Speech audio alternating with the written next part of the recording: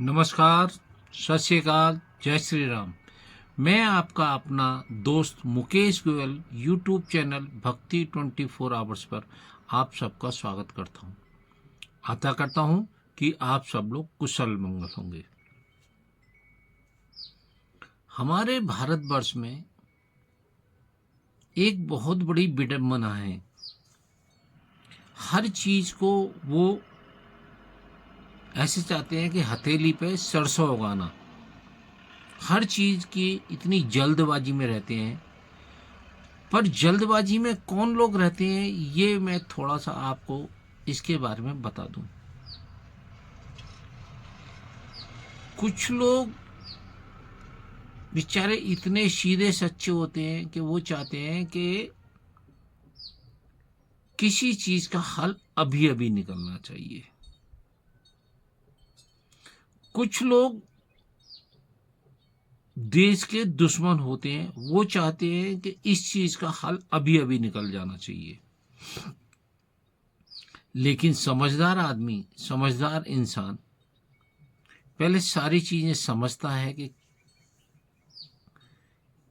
किसी चीज का अगर मैं इसका कोई काम करूंगा तो उसके दुष्परिणाम, उसके परिणाम के बारे में सोचता है। लेकिन सीधे सच्चे भोले आदमी वो इस चीज को नहीं समझ पाते और वो चाहते हैं कि जो भी काम हो जल्दी से जल्दी हो। इसके साथ साथ जो दुश्मन होते हैं, यानी मेरे, अगर जैसे सपोज करो मेरे कुछ दुश्मन हैं, अगर मेरी किसी के साथ झगड़ा हो जाएगा तो वो चाहेंगे मेरे दुश्मन कि जल्दी से मैं झगड़ा करूं, क्योंकि फिर वो लोग मजे लेंगे, क्योंकि मेरे ऊपर पुलिस केस बनेगा, कोर्ट में जाऊंगा, फिर वो बैठ के मजे लेंगे।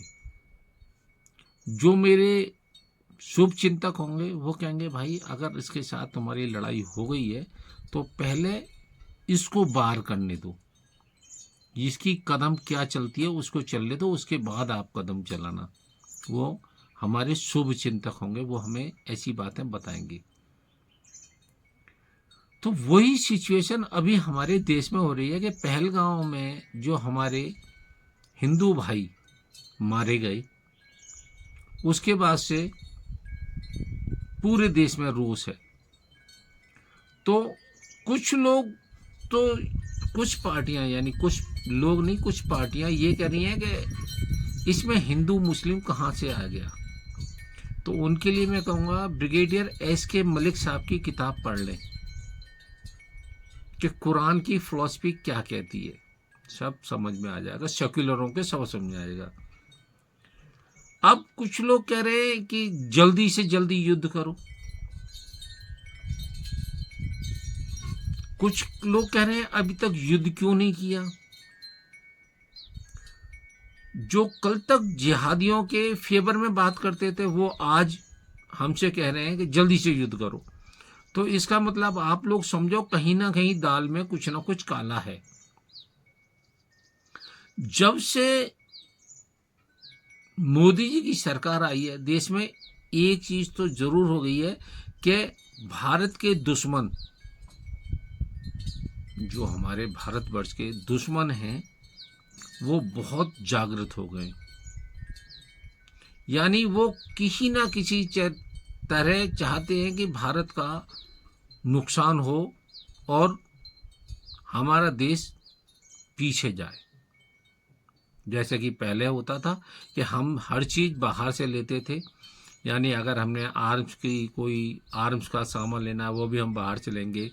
अब हमारा क्या हो गया कि हमारे साइंटिस्ट भी अच्छा काम कर रहे हैं, अंतरिक्ष में भी हम अच्छा काम कर रहे हैं, अपने जहाज बना रहे हैं, अपने टैंक बना रहे हैं। तो उन लोगों को, जो देश के दुश्मन हैं, जो यूरोपियन संघ के साथी हैं, अमेरिका के साथी हैं, चाइना के साथी हैं, वो सब लोग चाहते हैं कि ये देश में गृह युद्ध होना चाहिए। तो उसका कुछ चीजें मैं आपको बता दूं, जैसे कि सीएए कानून पे जो देश के दुश्मन हैं उन्होंने भीड़ इकट्ठी कर दी, शाहीन बाग कर दिया, किसान आंदोलन कर दिया, जिसमें टिकैत जैसा देशद्रोही वो आगे आ गया, और अभी भी वो आगे है। हमारी सेना के शौर्य के ऊपर वो कुछ ना कुछ बातें करता रहता है। पीछे शरद पवार जी जो सेक्युलर हैं, इतने बड़े नेता हैं, सेक्युलरिज्म की दुहाई देते रहते हैं, वो धर्म कहाँ आ गया ये इस तरह की बातें कर रहे, को उनसे बोलूँगा कि आप एस के ब्रिगेडियर एस के मलिक साहब की किताब पढ़ें। अब आप सोच रहे होंगे कि मैं इतनी सारी बातें पिछले 3-4 मिनट से कर रहा हूँ, लेकिन इसका निष्कर्ष, हाँ निष्कर्ष ये है इस बात का कि हमको उस तरह की लड़ाई लड़नी चाहिए, उस तरह की लड़ाई लड़नी चाहिए जिससे हमारी जीत भी हो और दुश्मन भी परास्त हो जाए। वो कि हम मोदी जी, हम नहीं, हमारा भारतवर्ष के यशस्वी प्रधानमंत्री जी मोदी जी कर रहे हैं। पाकिस्तान को उस कगार पे लाके खड़ा कर दिया है उन्होंने कि वो खुद ही हिम्मत हार जाएगा और युद्ध तो हम 1 घंटे में जीत जाएंगे, लेकिन हमने उसको इस कगार पे लाके खड़ा कर दिया है अभी कि वो युद्ध लड़ने की हिम्मत ही नहीं कर पाएगा। इकोनॉमी वाइज, फिजिकली, यानी पैसे से, शरीर से, दिमाग से वो इतना टूट जाएगा कि वो खुद ही गिर पड़ेगा कि नहीं, हम युद्ध नहीं करना चाहते, अब आप क्या चाहते हो हमसे। तब मोदी जी कहेंगे कि भैया एक तो जो हमारे दुश्मन जो तूने पाल रखे हैं वो हमें दे, पीओ को पाकिस्तान ऑक्यूपाइड कश्मीर जो तूने हड़प रखा है वो उसे हमें दे। फिर बाद में लास्ट में कहेंगे कि भाई तू जरा हमारे जो देश के भीतर सपोले हैं उनकी जरा बारे में बता कि वो कौन कौन से सपोले हैं, उनके बारे में पूछेंगे। तो मुझे तो उन लोगों की चिंता हो रही है जो जल्दी से कहने युद्ध करो युद्ध करो युद्ध करो। जैसे एक क्या कहते हैं, न्यूज चैनलों पे बहुत सारे पैनलिस्ट आके दुनिया भर के ज्ञान दे रहे होते हैं, उन सबका नंबर लगने वाला है। मुझे अब कुछ लोग मोदी कहेंगे कि इतना बड़ा मोदी भक्त है कि वो रामचंद्र जी से तुलना करने लग गया। नहीं, मैं मोदी जी की रामचंद्र जी से तुलना कभी नहीं कर सकता और ना ही मोदी जी रामचंद्र जी जैसे हो सकते। हाँ, उनके गुण वो ले सकते हैं। जब रामचंद्र जी लंका पे युद्ध करने गए थे ना, तो उन्होंने भी शांति से बैठ के युद्ध किया था। रावण को इतना परास्त, इतना अंदर से कंफ्यूज कर दिया था, इतना उसको डर दे दिया था कि रावण खुद ही लड़ने आ गया था और मार खा के गया था।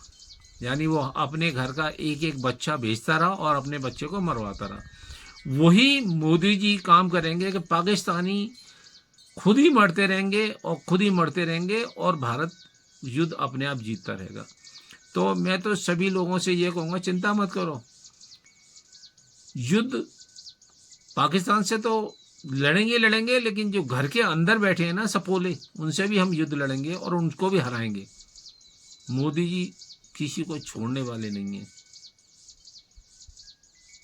जो लोग चाहते हैं ना, बदला जरूर लिया जाएगा, जरूर लेंगे और वो उस स्थिति पे ले जाएंगे पाकिस्तान को कि पाकिस्तान खुद ही सरेंडर करेगा, जैसे 1971 में किया था। आप क्या सोच रहे हैं कि हम 8 दिन में युद्ध जीत गए थे?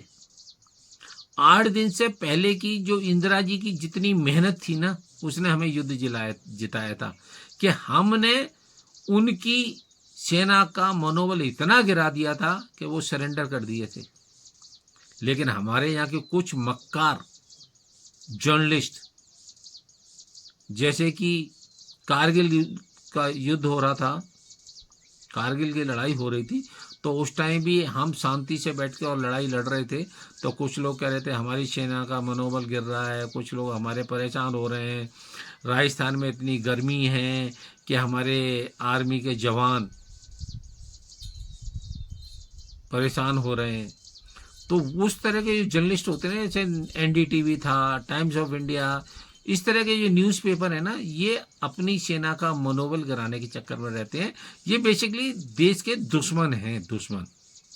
तो इनका भी नंबर आएगा, क्योंकि ईश्वर हमारे साथ में है, यानी ईश्वर भारतवर्ष के साथ में है, तो घर के सपोलो का भी नंबर आएगा, पाकिस्तान का नंबर आएगा और बांग्लादेश का नंबर भी आएगा। और जो यूरोपियन कंट्री